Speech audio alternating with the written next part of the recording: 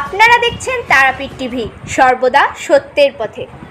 আতঙ্কর পরিবেশ কাটিয়ে দেশের নামলেন অপু ডাক্তার। 5 বছরের জন্য এমবিবিএস কোর্স করার জন্য গেছিলেন বিদেশে তামান্না পারভিন। অবশেষে মাঝপথে 3rd ইয়ার কমপ্লিট করে বাড়ি ফিরতে হলো তামান্নাকে। বাংলাদেশের আতঙ্কের বাতাবরণ কাটিয়ে দেশের মাটিতে পা দিয়ে স্বস্তির নিঃশ্বাস নিলেন তামান্না পারভিন। বীরভূমের নলহাটি থানার 3 নম্বর ওয়ার্ডের বাসিন্দা। পড়াশোনার জন্য বাংলাদেশে গেছিলেন। বাবা জাহির হোসেন বলেন, রাজ্য সরকারের তরফ থেকে কোনো ব্যবস্থা গ্রহণ করা হয়নি দেশে নিয়ে আসার জন্য। তবে কেন্দ্র সরকারকে ধন্যবাদ জানিয়েছেন বাড়ি পৌঁছে দেওয়ার জন্য।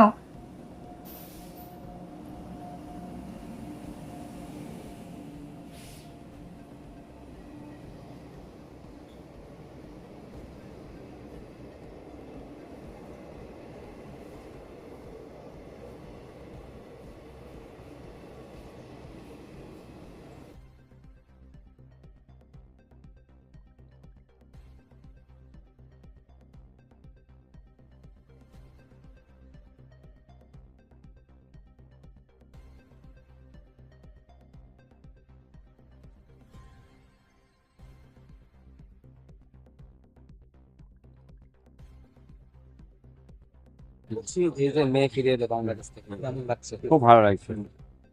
আপন ছেলে, একদম কত আশঙ্কা ছিল? আতঙ্কে ছিলাম, প্রচন্ড আতঙ্কে ছিলাম। যোগাযোগ হয়েছিল মোটামুটি 3 দিন আগে থেকে। মানে নেটওয়ার্ক আমাদের ওখানে তো সব বন্ধ করে দিয়েছে, কিন্তু আমাদের এখানে জিও সিম ছিল বলেই আগরতলা থেকে যোগাযোগ হচ্ছিল। আগরতলা টাওয়ার কাজ করছিল। কি করতেন?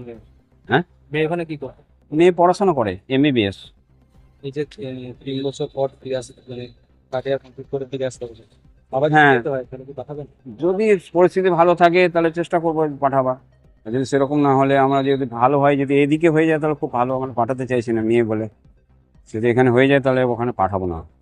মেয়ের কাছে কি জানলেন, সরকার কিভাবে সাহায্য করছে? ওখানে সাহায্য সরকার বলতে ওদিকে সরকার প্রশাসন সাহায্য করেছে, ওদিকে বর্ডার অব্দি পৌঁছে দিয়েছে, কিন্তু কলেজ কর্তৃপক্ষ কোনো খোঁজ খবর রাখেনি। কলেজের কোনো প্রফেসর বা ডাক্তাররা কোনো খোঁজ, হসপিটাল বলতে, কিন্তু ওরা এখানে কোনো খোঁজ খবর রাখেনি যে কেমন আছো, তোমরা কি করছো। 9 জন ছিল, পরে বাকি সব চলে গেছিল। রাজ্য সরকার থেকে এখন তো খোঁজ খবর নিচ্ছে, আমাদের পুলিশ ফলো করছে মেয়ে পৌঁছালো কিনা এসব। হ্যাঁ, প্রশাসনিক। রাজ্য সরকার থেকে আমি এখনো কিছু হয়নি। যাই হোক, কেন্দ্র সরকার উদ্যোগ নিয়ে হ্যাঁ, কেন্দ্র সরকার উদ্যোগ নিয়ে পাঠিয়েছে, যে রাজ্য সরকারও এখন করবে সেটা আমরা জানি না কি করবে। কেন্দ্র সরকার যে উদ্যোগ নিয়ে পাঠিয়েছে, কি দেখবে? ভালো ভালো বলবো, অবশ্যই ভালো। মেয়েকে অবশ্য মেয়েকে ঘরে থেকে কি বলবে? মেয়েকে ঘরে ফিরে, হ্যাঁ বীরভূমে ফিরলো, কি বলবে? হ্যাঁ হ্যাঁ, বীরভূম ফিরলো। হ্যাঁ, কি নাম আপনার? হ্যাঁ, আমার নাম জাহির হোসেন। একটু দীর্ঘ প্রতীক্ষার পর বীরভূম ফিরলো, কেমন লাগছে? অবশ্যই ভালো লাগছে। বাড়ি ফিরে আমি একটা রেহাই পাচ্ছি, যে নিঃশ্বাস একটা, যে হ্যাঁ আমি আমার নিজের দেশে আছি, ওই সব থেকে দূরে, ওই সব ঝামেলা থেকে দূরে। অবশ্যই ভালো লাগছে। ওইখানে কিরকম পরিস্থিতি? পরিস্থিতি বলতে মানে আমার চোখে দেখা পরিস্থিতি আমাদের নেই, কারণ কি আমাদেরকে যেহেতু বেরোতে একদমই মানা করা হয়েছিল। তো আমার কানে শোনার যদি পরিস্থিতি বলি, তাহলে মানে স্টুডেন্ট মানছে না ওখানে, ভারতীয় বা বিদেশি কিছু মানছে না। অ্যাটাক করার সময়তে ওরা কিছু শুনছে না, মানে দেখছে না যে ভারতীয় কি বিদেশ, মানে বাংলাদেশে যারা দেখছে না। আর অবশ্য আমাদের ইন্টার্ন ডক্টরও মারা গেছে ওখানে, মানে ফরেনার আর কি, ভারতীয়। তো এইটার জন্য আমাদেরকে যত তাড়াতাড়ি সম্ভব বাংলাদেশ মানে ছেড়ে চলে যাওয়ার জন্য বলে, যাদের আমরা আজকে এখানে আছি আর কি। কিভাবে ফিরলো? আমরা ফিরলাম আগরতলা বর্ডার পার করে, আমাদেরকে ওখান থেকে কলেজ থেকে পুলিশ মোতায়েন করে পার করিয়ে, আর ত্রিপুরা গভর্নমেন্ট আমাদেরকে ব্যবস্থা করে দিয়েছিল থাকার জন্য আগরতলাতে। আর তারপরে আমরা গতকালকে সকালবেলায় আমরা এই ট্রেন ধরেছি, কাঞ্চনজঙ্ঘা এক্সপ্রেস আর কি। কি নিয়ে পড়াশোনা? আমি ওখানে এমবিবিএস করছি, ডাক্তারি পড়াশোনা করছি। কত বছর চলছে? আমার 3rd ইয়ার এখন।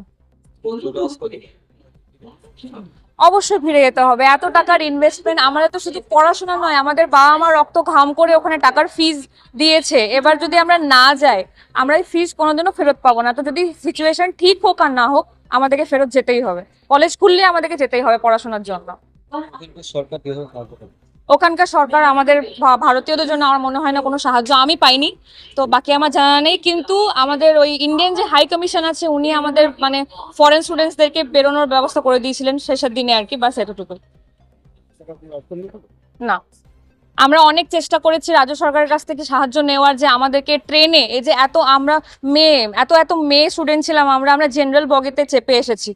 আমাদেরকে জেনারেল বগিতে চেপে অন্তত আমাদেরকে একটু একটা সেফটি দিতে পারতো, আমাদেরকে একটা রিজার্ভেশন কামরায় চাপতে দিতে পারতো। একটা সিট চেয়েছিলাম, 18-20 জন ছিলাম আমরা, কিন্তু আমাদেরকে কোনো রকম ভাবে সিট দেওয়া হয়নি। আমরা জেনারেলে কোনো রকম চেপে এসেছি, খুব বাজে অবস্থায়, খুব বাজে অবস্থায়। আতঙ্কের মধ্যে প্রায় 1 সপ্তাহের ওপর। কি নাম? আমার নাম তামান্না পারভীন।